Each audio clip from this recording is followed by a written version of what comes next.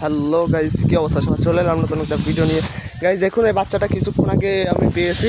মানে হয়েছে কি, এখান থেকে একটা নারকেল পড়েছিল এবং নারকেলটা আমি নিতে এসে দেখেছি ওখান থেকে বাচ্চাটা পড়ে গিয়েছে। পড়ে গিয়ে দেখছি পাট বাগানের ভিতরে মানে ছটফট করছে। এবার আমি গিয়ে ধরলাম, তার মায়েরাও আশেপাশে চিৎকার করছে।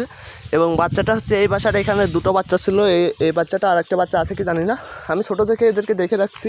তো এখন আমার করণীয় হচ্ছে আমি একে বাসায় পৌঁছে দিয়ে আসবো। গাইস, একটা পলি ব্যাগের ভিতরে বাচ্চাটিকে আমি ভরে নিলাম, নাহলে আমার গাছে উঠতে অসুবিধা হতে পারে। মূলত আমি আপনাদের দেখাই যে বাচ্চাটা কিন্তু মানে দেখুন আমি কি অবস্থা করেছি চারিদিকে। মানে বাচ্চাটা একবারে এই বাগানের ভিতর যাচ্ছে, একবারে বাগানের ভিতর। এ কারণে আমি বাগান ভাঙতে ভাঙতে পাট বাগানের ভিতর গিয়েছিল, পাট বাগানও ভেঙে দিয়েছি। এবং দেখুন আপনার বাচ্চাটা কত কিউট। এখন আমার করণীয় হচ্ছে বাসায় তাকে দিয়ে আসা, যেহেতু বাচ্চাটা উড়া শিখছে, উঠতে গিয়ে পড়ে গিয়েছে। আর এদিকে চারিদিকে কিন্তু মেঘ মেঘ করছে। বাচ্চাটিকে যদি নিচে রাখা হয় অথবা কোনো গাছের ডালে রাখা হয় তাহলে বাচ্চাটা কিন্তু মারা যেতে পারে। এই জন্য আমার করণীয় এখন গাছটিতে ওঠা। দেখুন বাচ্চাটিকে দিতে গিয়ে মানে আমার হাতও কেলিয়ে গেছে একটু। মূলত পাট বাগানের ওই যে আঁশ আছে, আঁশে আমার হাতটা কেলিয়ে গিয়েছে, তো এটা কোনো সমস্যা না। তো এখন আমার করণীয় হচ্ছে বাচ্চাটিকে বাসায় দিয়ে আসা। তো এই তো গাইস, গাছে উঠছে। প্রথমে আমাকে একে দাঁতে বাঁধিয়ে নিতে হবে, যেহেতু অক্সিজেন পর্যাপ্ত পাই সেজন্য আমাকে সেই ব্যবস্থাও করতে হবে। এই তো বাচ্চাটা কিন্তু প্রচুর অক্সিজেন আছে, সমস্যা হবে না। গাইস অবশেষে গাছের ভিতরে উঠে গেলাম।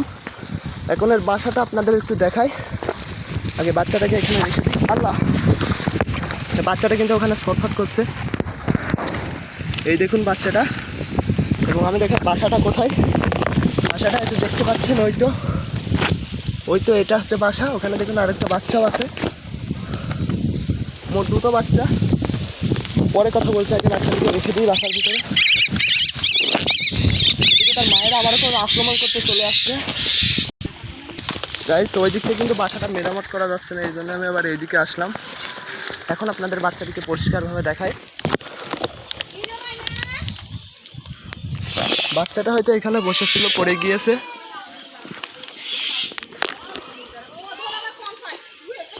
তো গাইস দেখুন বাচ্চাটা এখন ভালো আছে। আর এখানে দেখুন তাদের বাথরুম অর্থাৎ মল। তো এখন আমি বাচ্চাটিকে একটু সুন্দরভাবে রাখার চেষ্টা করছি। আর এইদিকে যেহেতু এই ডালটা সমস্যা করছে, এজন্য একটু সমস্যা হচ্ছে আমারও, তবে এটা কোনো সমস্যা না। তো গাইস বাচ্চাটিকে একটু সোজা করে রেখে দিই। এখন কিন্তু বাচ্চাটার ওই দিকটা একটা মানে বেরোনোর লাইন আছে, তো এখন আমার ওই লাইনটা একটু মেরামত করতে হবে। এই জন্য এই যে নারকেল গাছের এইগুলো থেকে একটু সাহায্য নিতে হবে আমাকে, যেহেতু বৃষ্টির পানি হয়তো যায় বাসাটার ভিতরে। আমি কিন্তু জানতে পারি নাই বাসাটা এখানে আছে কি না, জানতে পারলাম যে বাচ্চাটা পড়ে যাওয়ার পরে। আপনাদের দেখা একটা জিনিস, ওদিকটাও কিন্তু ফাঁকা হয়ে গিয়েছে। বাচ্চা রেস্কিউ করলাম। গাইস দেখুন আমি কতটা ওপরে আছি, এখান থেকে আমার ফোন এবং আমি পড়লে কিন্তু শেষ হতে পারে। মানে এই গাছটা এমন জায়গায় আছে, এখানে একেবারে রিস্ক। তারপরে সমস্যা নেই, আমি সর্বোচ্চ চেষ্টা করব।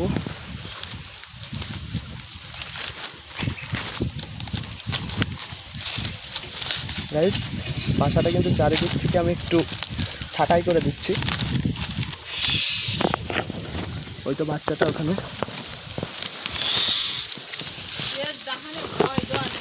তো গাইস এখন দেখেন বাচ্চাটা আমাকে দেখে আতঙ্কিত হচ্ছে, অথচ আমি কিন্তু তার কোনো ক্ষতি করতে আসিনি এখানে। তো গাইস এই দিকটা একটু ফাঁকা আছে, একটু মেরামত করে দিই। এদিকে তার মায়েরাও চিৎকার করছে। তো গাইস দেখুন বাচ্চাটার এখন অবস্থা কিরকম। ও গাইস আরেকটা জিনিস ভুলে গেছি, এই কোলটা একটু মেরামত করে দিই। এরকম বয়সের বাচ্চাগুলো একটু এরকমই হয়, অর্থাৎ এরকম বাচ্চাগুলো একটু পড়ে যায় এক বাসা থেকে। তো তাদেরকে একটু সাহায্য করলে তারা অনেক উপকৃত হয়, কিন্তু তাদের মা পাখিরা অনেকে এবার বোঝে না। দেখুন তার মায়েরা কী করছে আমার সাথে। তো গাইস দেখুন বাচ্চাটা এখন মোটামুটি ভালো আছে। এখন এই দিক দিয়ে একটু খড়কুটো দিয়ে দিলাম। তো অবশেষে বাসাটা এরকমই ছিল মানে অতীতে, কিন্তু এখন এরকম হয়ে গিয়েছে। তো গাইস অবশেষে আমি পারলাম পাখির বাচ্চাটিকে বাঁচাতে। জানি না ভিডিওটা ভালো হয়েছে কিনা, ভিডিওটা আপনাদের দেখাতে পারলাম না, গাছের ওপর যেহেতু বুঝতেই পারছেন। তো গাইস আমি যদি কাজটা ঠিক করে থাকি আমার কাজটা ভালো করার জন্য আমার ভিডিওটা একটা লাইক দিবেন। আর আমার চ্যানেল যদি নতুন হয়ে থাকেন তাহলে আমার চ্যানেলটা সাবস্ক্রাইব করে দেবেন সবাই ভাই মনে করে।